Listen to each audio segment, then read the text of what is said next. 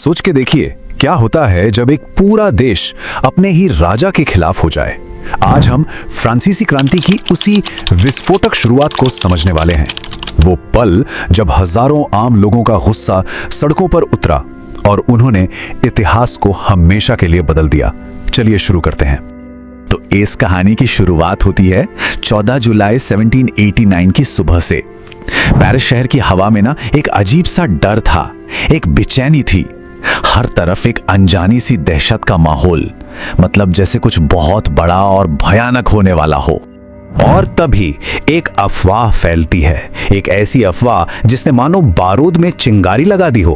खबर यह थी कि राजा ने अपनी सेना को आम नागरिकों पर गोलियां चलाने का हुक्म दे दिया है। अब देखिए ये बात सच थी या झूठ, इससे उस वक्त किसी को कोई फर्क नहीं पड़ा। इस एक खबर ने लोगों के डर को सीधा गुस्से में बदल दिया। फिर क्या था, देखते ही देखते लगभग 7,000 लोग, मर्द और औरतें, सब शहर के टाउन हॉल के सामने जमा हो गए। सबने मिलकर तय कर लिया कि अब बस और चुप नहीं बैठना है। उन्होंने अपनी खुद की सेना बनाने का फैसला किया, एक जनसेना। अब सेना तो बन गई, लेकिन बिना हथियारों की सेना कैसी? इस नई नवेली जनसेना को हथियार और गोला बारूद चाहिए थे, वो भी फौरन। तो उनकी नजर पड़ी शहर के पूर्वी हिस्से में खड़े एक पुराने विशाल किले पर, बास्तील।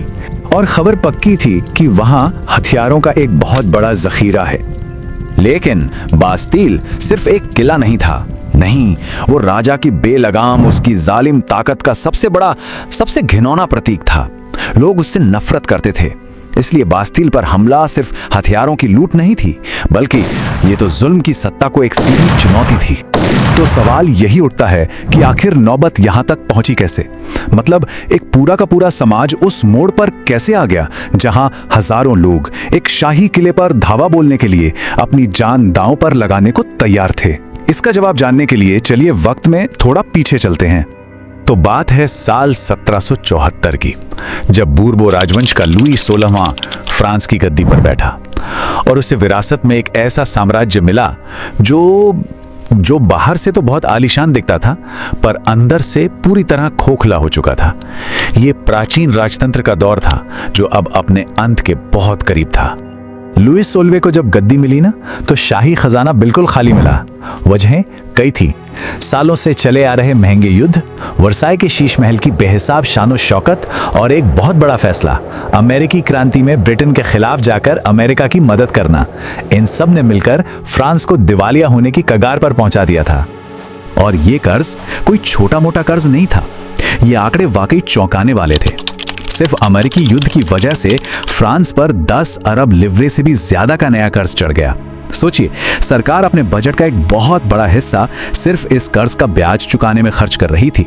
देश चलाना तो लगभग नामुमकिन सा हो गया था। तो सवाल यह है कि इस आर्थिक संकट का बोझ आखिर उठा कौन रहा था?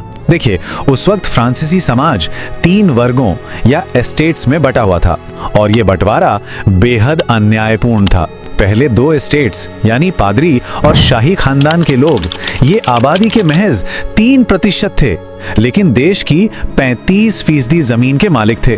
और सबसे बड़ी बात, ये कोई टैक्स नहीं देते थे। सारा का सारा बोझ था तीसरे एस्टेट पर, यानी देश के बाकी 97% लोगों पर। और इस जबरदस्त नाइंसाफी का नतीजा एक भयानक जीविका संकट, मतलब आम लोगों की जो रोज की रोटी होती है यानी पावरोटी, उसकी कीमतें आसमान छूने लगी, लेकिन उनकी मजदूरी टस से मस नहीं हुई। तो हो यह रहा था कि गरीब और गरीब होता जा रहा था और अमीरों को कोई फर्क ही नहीं पड़ रहा था। लेकिन इसी मुश्किल दौर में एक और बदलाव भी आ रहा था। तीसरे एस्टेट के अंदर ही व्यापारियों, वकीलों और पढ़े लिखे लोगों का एक नया मध्य वर्ग उभर रहा था। ये वो लोग थे जो अमीर भी थे और शिक्षित भी, और इनके बीच नए क्रांतिकारी विचार तेजी से फैल रहे थे। जॉन लॉक, रूसो और मॉन्टेस्क्यू जैसे दार्शनिकों के विचार पुरानी व्यवस्था को जड़ से हिला रहे थे। उनके विचार क्या थे? उनका कहना था कि समाज में किसी का स्थान जन्म से नहीं, बल्कि योग्यता से तय होना चाहिए।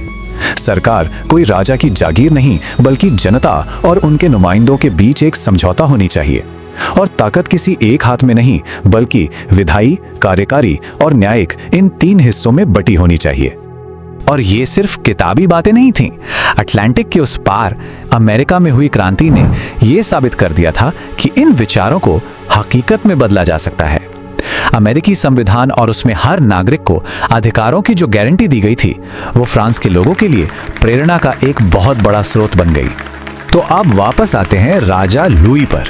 देश चलाने के लिए उसे पैसे चाहिए थे और पैसे के लिए टैक्स बढ़ाना जरूरी था, लेकिन ये वो अकेले नहीं कर सकता था। इसीलिए 175 साल में पहली बार उसने तीनों एस्टेट्स की एक सभा बुलाई, जिसे एस्टेट्स जनरल कहते थे। और बस यहीं आकर सारी बात अटक गई। पुराना नियम यह था कि हर एस्टेट का सिर्फ एक वोट होगा। इसका मतलब कि पादरी और शाही लोग मिलकर हमेशा तीसरे एस्टेट को 2-1 से हरा देते थे।